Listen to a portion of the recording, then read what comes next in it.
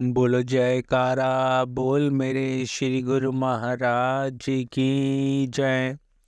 श्री श्री 108 श्री परमहंस सद्गुरुदेव दीनदयाल जी श्री चतुर्थ पातशाही महाराज जी की पुण्य स्मृति में उन्हीं के परम पावन श्री वचन आप सभी को सुनाए जा रहे हैं।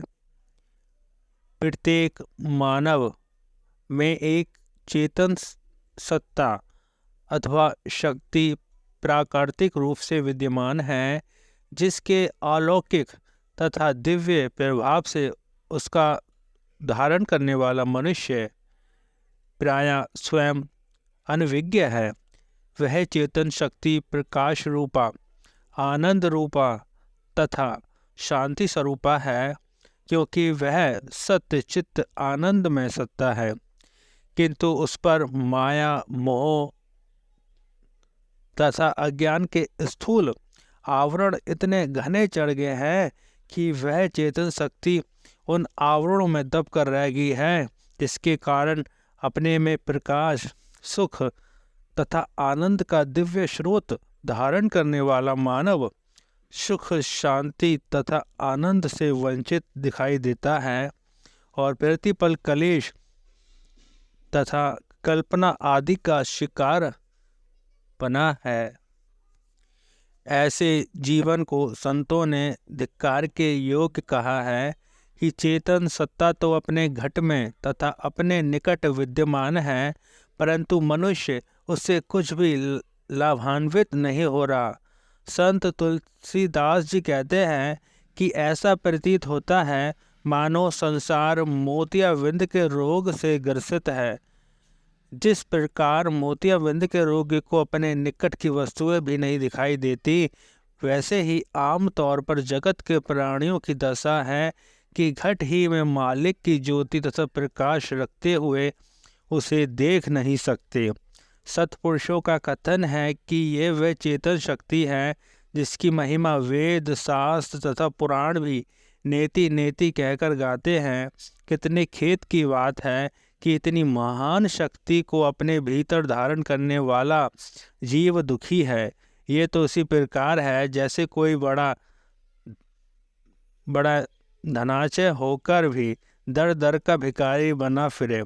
लाखों करोड़ों अरबों खरबों मूल्य का धन भी उस आत्मशक्ति की निधि की तुलना में तुच्छ है, जो कि जीव आत्मा के घट में परिव्याप्त है। परंतु जीव की समान दशा यह है कि वह दाल रोटी का मोहताज बना हुआ है, अर्थात दिन रात पेट पालने का ही धंधा कर रहा है। संत कहते हैं कि ये तो तेरी प्रारब्ध है जो अपने आप तेरे पीछे पीछे फिरेगी, तो किसकी चिंता क्यों करता है। नियति ने पहले प्रारब्ध भोग की रचना की है, तत्पश्चात शरीरों को उत्पन्न किया है। ये तो प्रायः सब का ही अनुभव है कि प्राणी के जन्म से पूर्व ही उसके प्रारब्ध भोग अर्थात खान पान आदि की चिंता कुदरत को रहती है। गोस्वामी तुलसीदास जी कथन करते हैं गुरुमुखों कि फिर ये कितने आश्चर्य की बात है कि ये सब जानते हुए भी मनुष्य का मन धैर्य नहीं बांधता। फलस्वरूप दिन रात शरीर और इंद्रियों के भोगों के पीछे भागता रहता है और दुखी परेशान होता फिरता है। जीव से भूल ये हुई कि शरीर इंद्रियों के भोगों की निरर्थक कामनाओं के अधीन होकर काल, माया तथा काम, क्रोध, लोभ, मोह, अहंकार आदि शत्रुओं की गुलामी में बुरी तरह फंस गया है। अब इनके फंदे से बच निकलना उसके लिए कठिन समस्या बन गई है। जिस प्रकार कोई स्वतंत्र पक्षी कैद में पड़ जाए तो कुछ समय तक पिंजरे में बंद रहकर वह उस बंधन का अभ्यस्त हो जाता है, जिससे स्वच्छंदता पूर्वक उड़ने की सामर्थ्य खो बैठता है तथा बंधन से मुक्त होने का कभी उसके चित्त में संकल्प नहीं होता, क्योंकि कैद की आदत पड़ जाने से कैद की तंगी उसे कदाई प्रतीत नहीं होती। उसी प्रकार मनुष्य की सूरत भी माया की दास्ता में रहते रहते दास्तव की अभ्यस्त हो चुकी है और अपनी चेतन सत्ता तथा अतुल्य शक्ति को भूल गई है। अब इसकी दशा यह है कि माया की कैद और गुलामी में रहने का इससे दुख तक नहीं होता। ए मनुष्य, तू गफलत की नींद में इतना अचेत और आसक्त हो चुका है कि मोह माया की प्रवृत्ति ने तेरी चेतन सत्ता अर्थात सत्वगुणी बुद्धि अथवा सत असत की विवेक शक्ति को कुंठित कर दिया है, और फिर भी तुझे इसकी चिंता नहीं।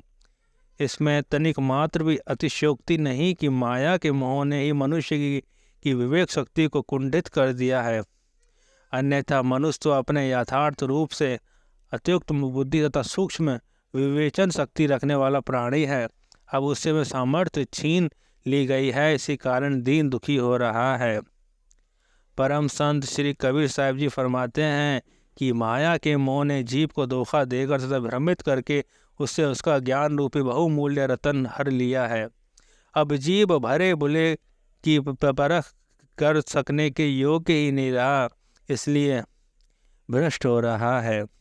सत्य और असत्य का विवेक कर सकने में असमर्थ होने के कारण ही मनुष्य संसार के असत्य एवं मिथ्या पदार्थों का दीवाना बना फिरता है।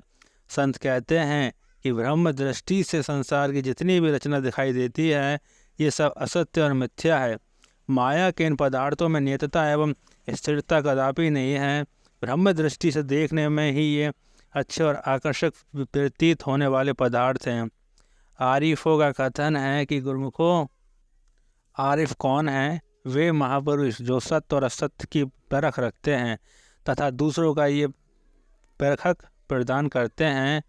उनका कहना है कि जगत का अति सुंदर तथा आकर्षक दिखाई देने वाला बाग वस्तुत बाग का एक चित्र मात्र है। चित्र के इस बाग में अपने प्रयोजन का पुष्प प्राप्त करने की आशा मत रख। जिस प्रकार कोई चित्रकार अपनी तुलिका से कागज पर विभिन्न रंगों से एक लुभावाने बाग का प्रकृति अति मोहक चित्र बना दे, जिसमें रंगारंग पुष्प के अनेक पौधे फूलों से लदे हुए सुंदर वृक्ष तथा नहरें बहती दिखाई दें, तो ये सभी दृश्य मन तथा दृष्टि के लिए मुग्धकारी अवश्य हैं। परंतु यदि कोई ये चाहे कि चित्रकार द्वारा विरचित इस लुभाने बाग में से कोई सुंदर पुष्प तोड़ लूं अथवा कि किसी मधुर सुंदर फल को चख लूं, तो ये सर्वदा असंभव है। इसी प्रकार जगत की दृष्टमान मोहक आकर्षक तथा मुग्धकारी रचना में भी सत्य की मधुरिमा किंचनीय मात्र नहीं है। संसार के चाहे कितने ही पदार्थ एकत्र कर लो, महल मकान माड़ी मंडप आदि का निर्माण कर लो अथवा करा लो, कितनी ही अतुल्य धनराशि का संचय कर लो, मान बढ़ाई बल और ऐश्वर्य की प्राप्ति कर लो, परंतु अंततः तो सब अनित्य एवं नाश्वर सामग्री ही है। इनमें से मनुष्य का साथ देने वाली तो कोई भी वस्तु नहीं है। शेख शादी साहिब का कथन है कि हमारा केवल यही उपदेश याद रखो कि नाश्वर एवं क्षण भंगुर जगत का भरोसा कभी भूले से भी मत करना। सांसारिक धन संपत्ति तो तृष्णा एवं अतिरिक्त मूलक है। यदि लाख रुपए जमा कर लो तो 10 लाख बनाने की तृष्णा उत्पन्न होगी, तथा यदि 10 लाख जमा हो गए तो करोड़ बनाने की तीव्र इच्छा होगी। जब 1 लाख असत्य एवं मिथ्या हैं तो 10 लाख उसकी अपेक्षा 10 गुना मिथ्या तथा असत्य है, और 1 करोड़ उसकी अपेक्षा 100 गुना अधिक मिथ्या है। अंततः गुरुमुखों, तो सब मिथ्या ही मिथ्या है। वास्तविकता तो यह है कि जगत और जगत की माया केवल उसी व्यक्ति को बड़ी चीज दिखाई देती है जिसकी दृष्टि में ब्रह्म है।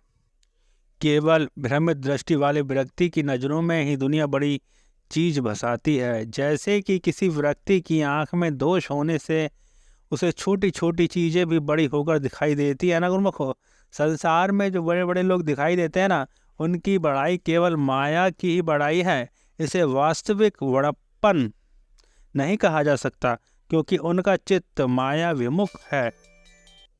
चाहे कोई चतुर तथा विद्यमान है और चाहे कि किसी को मान प्रतिष्ठा उपलब्ध है, ये सब अंतर में माया मोह के बसे रहने से दुखी हैं, क्योंकि जगत के पदार्थ तथा सामानों में सुख शांति का नाम भी नहीं है। सत्पुरुषों के वचन हैं, संसार में धन एवं प्रभुता के कारण जो बड़े बड़े लोग दिखाई देते हैं वह सदा चिंता और परेशानी के रोग से ग्रसित रहते हैं। माया के कारण मिली बड़ाई से वस्तुत कोई बड़ा नहीं होता। बड़ा तो वस्तुत वह है जिसने परमात्मा के साथ लीव लगाई है। सांसारिक पदार्थ, सामग्रियों तथा इंद्रिय संबंधी रसों में सुख और खुशी की झलक तो निसंदेह दिखाई देती है, परंतु वह सुख और खुशी अस्थायी एवं क्षणिक है। ब्रह्म रूप में बसाने वाले इस क्षणिक आनंद के पीछे कलह कल्पना का तीखा डंक निहित है। ये मीठे फल जहर भरे हैं, सुख थोड़ा और विपत घनेरी है। संतों का कथन है कि ऐन्द्रिक विषय रस तथा सांसारिक सुख भोग रूपी फल जो मधुर एवं सुखद वशाते हैं वस्तुत विषाक्त फल है। इनमें क्षणिक मिथ्या सुख का आभास अवश्य है, परंतु परिणाम इनका घोर कलेश एवं निराशा ही है। तो आज के लिए गुरुमुखों बस इतना ही। बोलिए जयकारा बोल मेरे श्री गुरु महाराज की जय। बोलो श्री आनंदपुरवासी भगवान की जय। गुरुमुखों, अगर आपको इस चैनल पर सत्संग और श्री लीलाएं पसंद आ रही हैं तो आप इस चैनल को ज़्यादा से ज़्यादा गुरुमुखों को शेयर करें ताकि और भी गुरुमुख जन सत्संग और श्री लीलाओं का लाभ ले सकें। सभी को साप्रेम जय सच्चिदानंद जी।